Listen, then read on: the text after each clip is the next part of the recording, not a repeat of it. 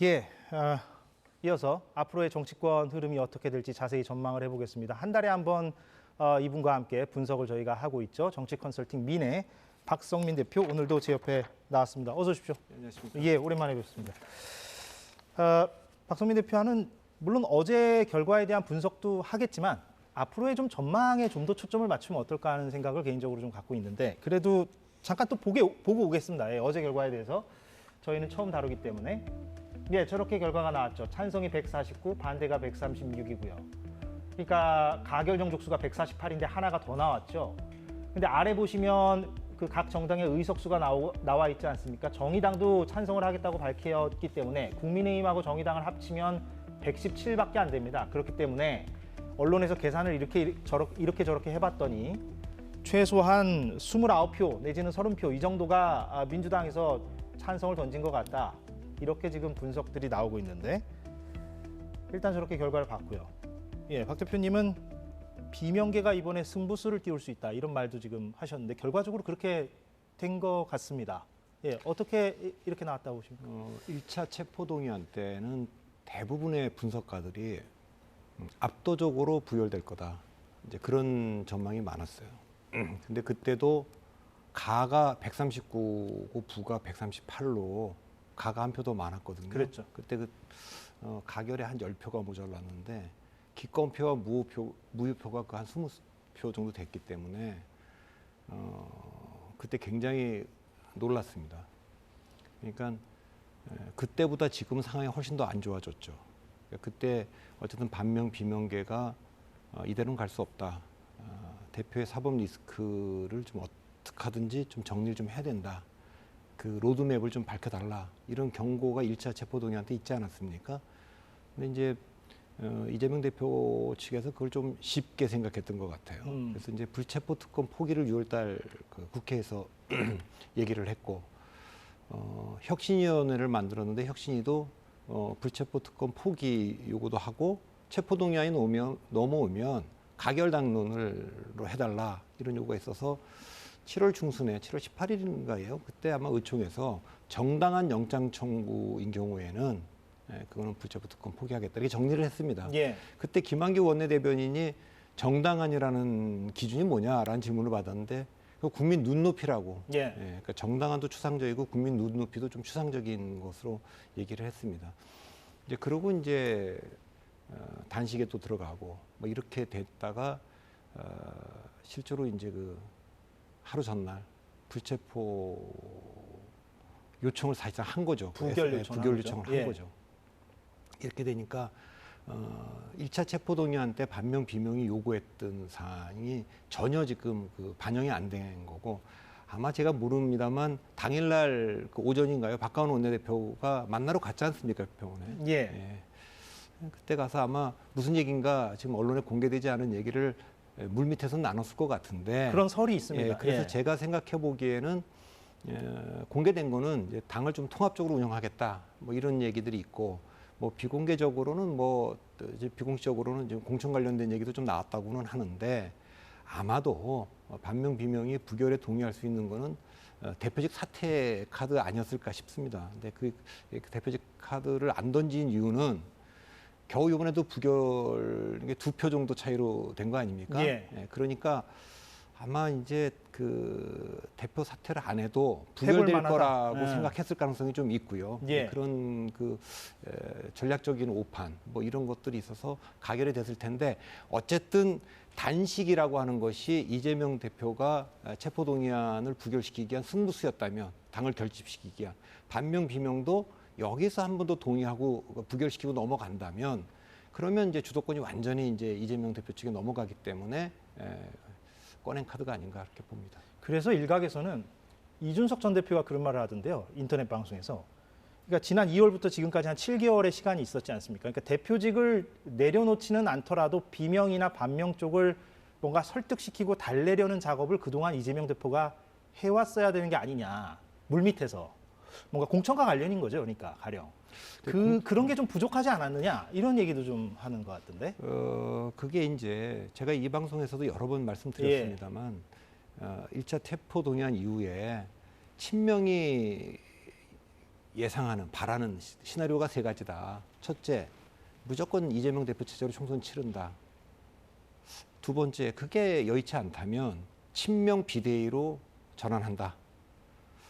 그것도 안 된다면 뭐 분당도 불사한다. 이게 이제 친명이 그리는 시나리오 아니겠습니까? 예. 이제 반명 내지 비명은 이재명 대표 체제로 치른다라는 건 머릿속에 없을 겁니다. 친명 비대위도 머릿속에 없을 겁니다. 모두가 동의하는, 그게 이제 아마 반명 측에서 얘기하는 통합 비대위 같은데, 비대위. 어쨌든 통합 비대위로 그건 수용할 수 있다. 두 번째는, 근데 이제 이재명 대표가 거부한다면 우리가 선제적으로 이재명 대표 체제를 붕괴시킬 수 있다. 그것도 실패한다면 세 번째 뭐 탈당도 불사한다, 이런 거 아니겠습니까? 그래서 친명의 두 번째 시나리오와 반명의 첫 번째 시나리오가 충돌했다면 그 예. 사이에서는 아마 뭐 아까 말한 공천 문제라든가 당 운영 방식에 관한 거, 이것도 쉬운 거는 아니겠습니다만 어떤 식으로든 타협은 됐을 겁니다. 근데 지금은 사실 이제 그 친명의 1번 시나리오와 반명의 2번 시나리오가 충돌하는 형국으로 간 거죠. 그것은 1차 때 충분히 반명 비명은 경고를 했다.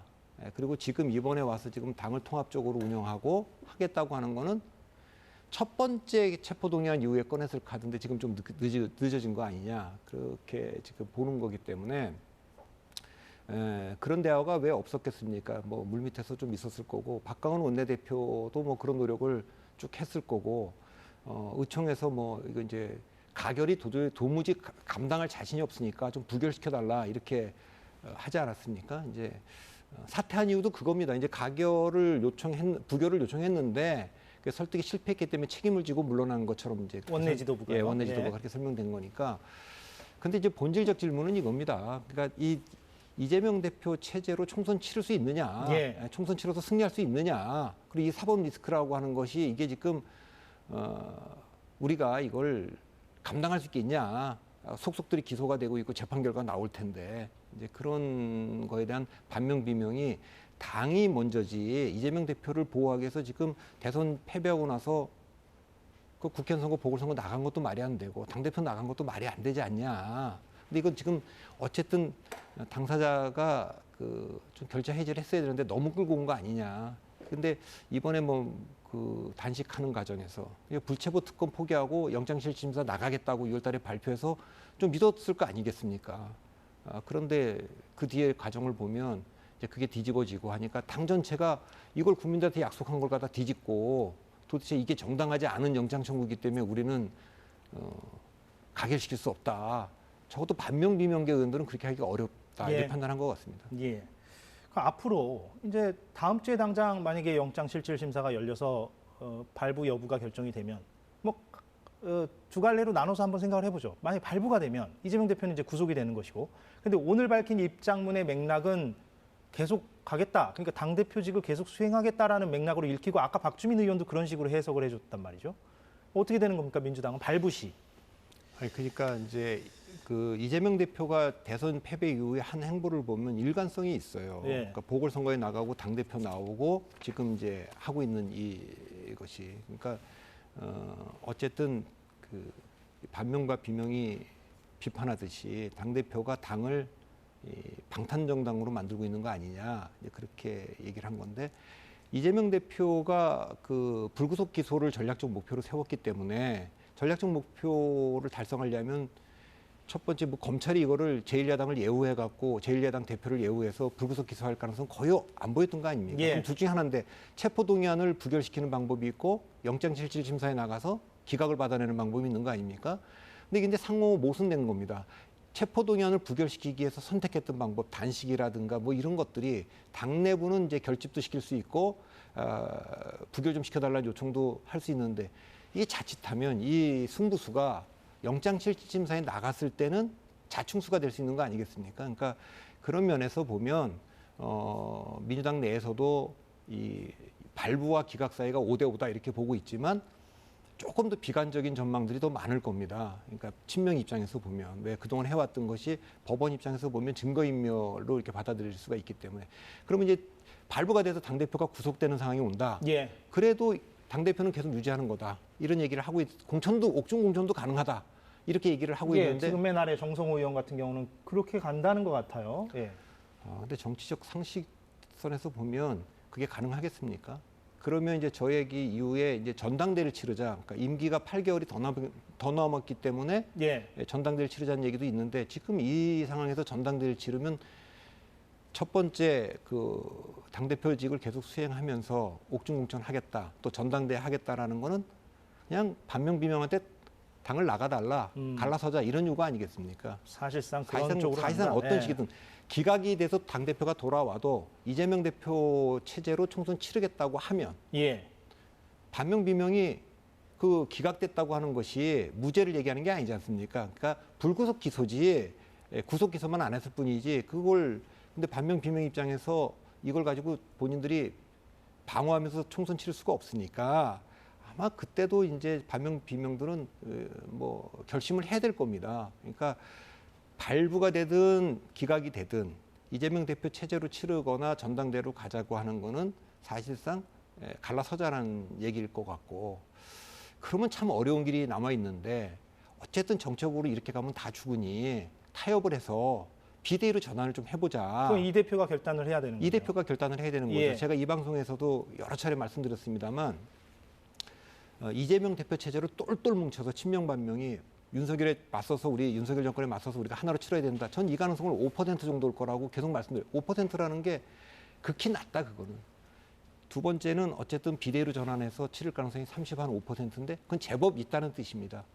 나머지 60%는 결국 이 관리 과정에 비대위 전환 과정에서 리더십 부재로 실패를 해서 지금 너무 격앙돼 있기 때문에 결국 분열할 가능성이 60%다. 가장 가능성이 크다. 이제 저는 그렇게 보고 있는 거죠. 예. 지금도 저는 둘 중에 하나일 거라고 봅니다. 이재명 대표 체제로 똘똘 뭉쳐서 치를 가능성은 전 5%보다 더 낮아졌다고 보고 있고 비대위 전환이냐 분열이냐만 남아 있는데 그 비대위 전환도 쉬운 일은 아니고요. 그것도 뭐 굉장히 고도의 그 정치적 타협점을 찾아내야 되기 때문에 그건 뭐 어떻게 될지 잘 모르겠습니다. 다만 변수라는 건 이번에 그 부결표를 던진 분들 중에도 총선에 이재명 대표 얼굴로 총선 치른다 이 생각을 안 했던 분들도 있을 수 있다고 봅니다. 그러나 대표가 단식하고 있는데 여기 내가 어떻게 찬성 가결표를 던지냐 이런 분들도 있을 수 있고 예. 그다음에 이미 지금 재판 진행 중인 그 선거법 사건이 있습니다. 허위사실 공표죄죠.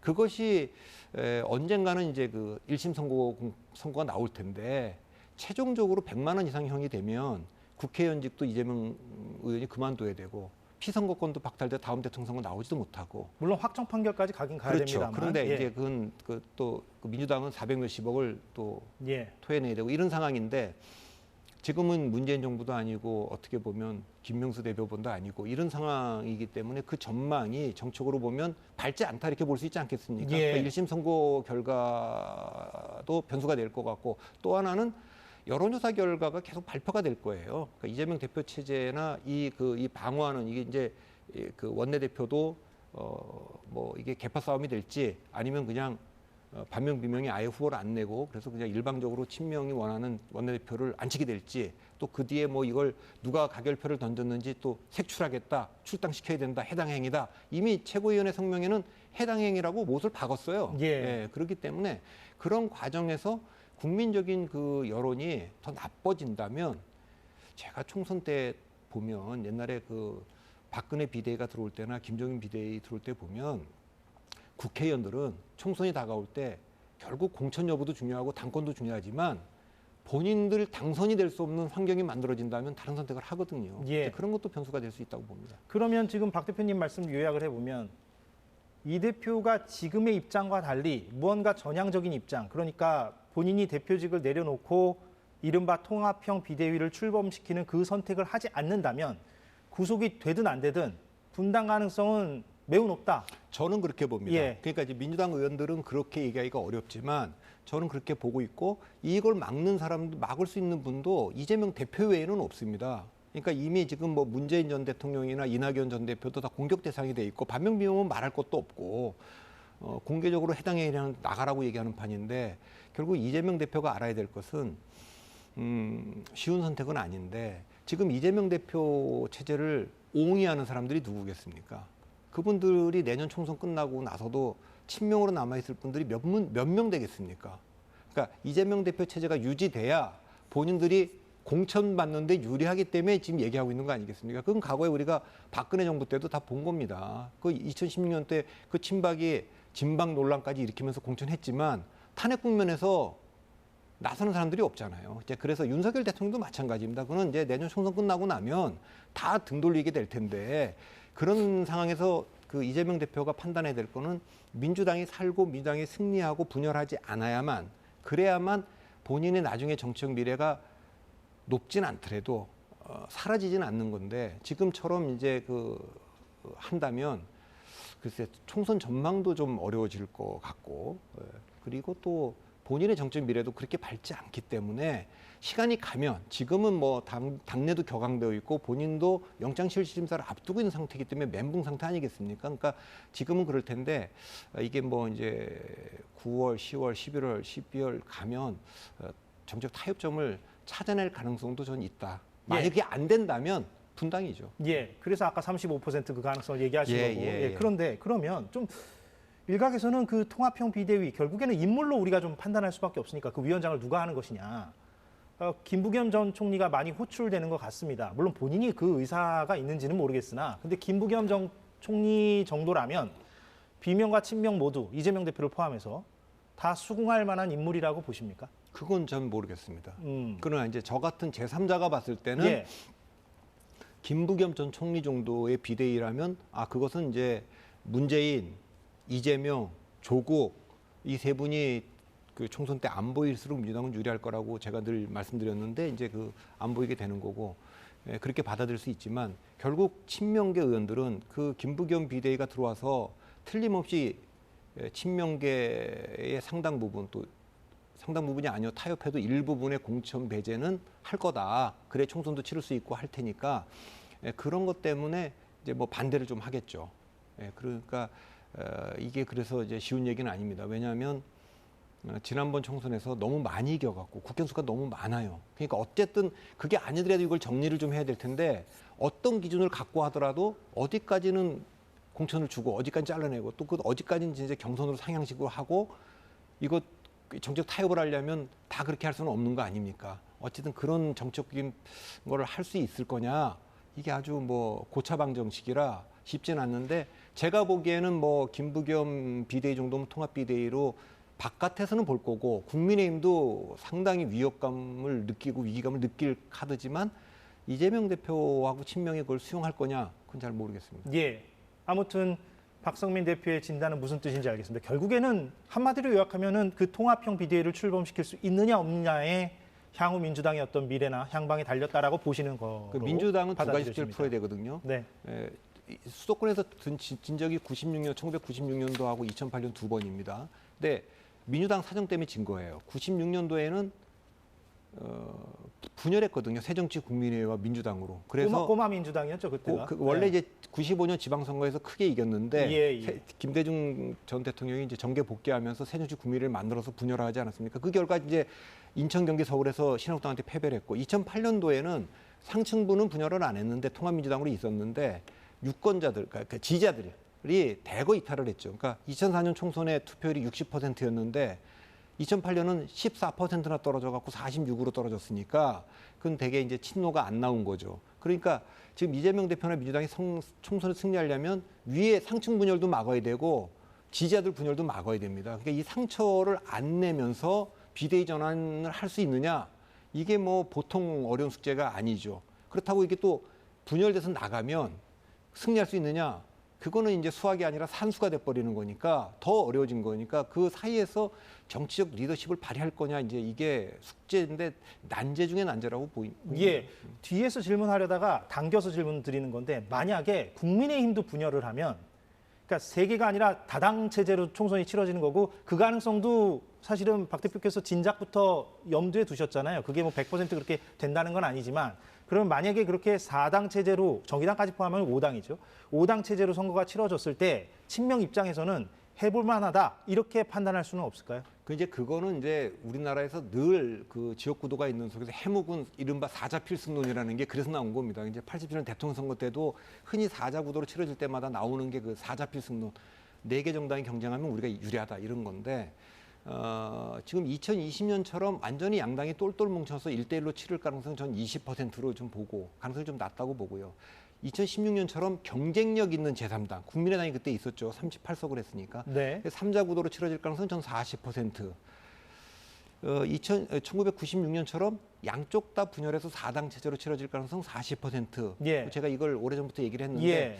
지금 굳이 얘기를 하라 그러면 뭐 조금 미세 조정을 하라 그러면 각각 3분의 1씩의 가능성을 갖고 있다고 봅니다. 그러니까 양당으로 치러질 가능성 3분의 1, 뭐 3자 구도도 3분의 1, 4자 구도도 3분의 1 다 있고 출발점은 민주당에서 출발하겠죠. 예. 그래서 자연스럽게 그 국민의힘 얘기로 넘어가야 될 것 같은데 오늘 나온 갤럽 조사를 보고 잠깐 중간 전환점이니까요.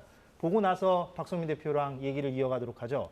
갤럽 여론조사 오늘 나온 거 잠깐 훑어보고 가겠습니다. 준비해 주시겠습니까? 네, 조사 기간이 9월 19일부터 21일이고요. 예, 전화 면접 1000명이죠. 아시다시피 매주 금요일에 발표되고 표본 오차가 플러스 마이너스 3.1%포인트고요. 자세한 내용은 중앙선거 여론조사 심의위원회 홈페이지를 보시면 되겠습니다. 대통령 직무수행 평가는 잘하고 있다 32%, 못하고 있다 59%라서 뭐 비슷합니다. 예, 횡보라고 볼 수가 있겠고요. 정당 지지도 보겠습니다. 똑같아요. 국민의힘 33, 민주당 33이고 무당층도 여전히 많습니다. 저것도 거의 비슷하게 흘러간다. 뭐 큰 변화가 없다. 이렇게 말씀드릴 수가 있겠고요. 다음 거요. 예, 이게 좀 흥미로운데 이재명 대표에 대한 구속영장 청구가 옳으냐 그르냐. 정당한 수사 절차다라고 보는 사람들이 46%, 부당한 정치 탄압이다라고 보는 사람들이 37%고 나머지는 모름 내지는 응답 거절 이렇게 나왔습니다. 저 회색 표시가 한 17% 정도 되는데 그렇게 표기가 돼 있습니다. 그 다음이요. 이게 마지막인데 저희가 준비한 것 중에 향후 1년 경기 전망. 이제 경제가 아무래도 또 다른 변수가 될 수도 있기 때문에 아무래도 부정적인 전망이 많죠. 좋아질 것이 17, 나빠질 것이다 55고요.